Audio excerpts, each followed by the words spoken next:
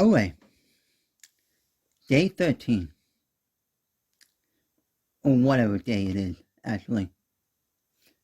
Starting to lose track of what day it is. No. This is the limited edition Memphis Pyraminx crystal. Well, a lot of places sell it as the Pyraminx crystal, but technically, that's a whole different puzzle, though, which is what I'm showing you on the screen right now. No, but this is like the Pyraminx, the clear crystal edition. No, and it celebrates the 50th anniversary, late 2020. So, and the Pyraminx has a blurred history. It's said, and a lot of people say that it was invented before the Rubik's Cube, though, before 1974, but Uwe Mefford himself doesn't really remember exactly what year, though. And a lot of sources, and it's really weird. And Mefford's released 40th anniversary, 30th anniversary, 25th anniversary Pyraminxes, though. And it's all weird when they were released. The 30th anniversary Pyraminx released 2010, though, and some other stuff. And it's weird with the Rubik's brand's anniversary puzzles and whatnot, though. But anyway, this came with the other puzzles like the Hollow Cube Ultimate and the Harry Potter Cube I unboxed a while ago. And this came from the Philadelphia pawn shop. No, which, yeah. No, and since I already have one of these that I bought a year ago, November something, I don't remember exactly when. No, and with that one, I kept unboxed, like kept it unopened, no, because of it, specialty, rarity edition, no. And there might actually be something in this cardboard thing. If not, then that's sort of, again, a waste of packaging and whatnot. No, but it's what it is. And I got it out. No, so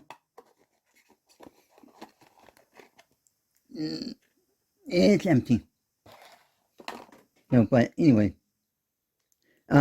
I really like this Pyraminx because of like how crystally, how clean the plastic is, like how clear the plastic is.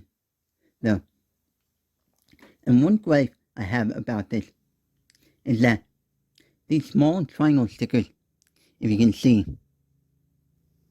no, are like so tiny that they have very little adhesion, and they can fall off easily, like that. There's one missing there, and I noticed that before I started recording this video, no, and even before I opened it, no. And for stickers like that, they won't tend to fall off easily, no. And this is like really cool looking, no.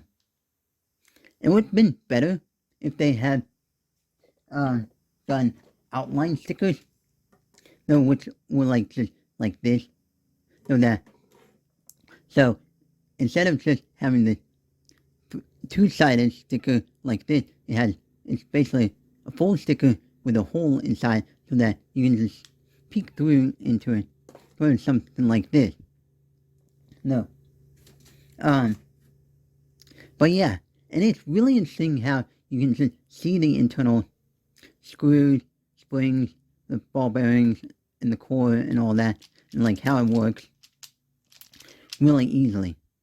So, and this is one of the few transparent puzzles that I have that is so cleanly,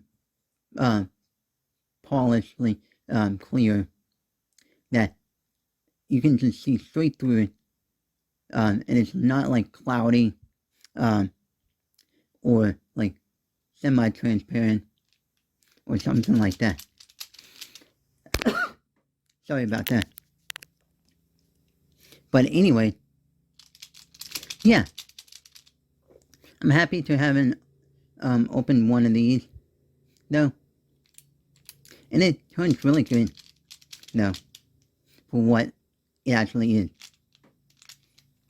No, and due to the stickers, issue is in fear of damaging them and all that, I'm rarely gonna be solving this, though.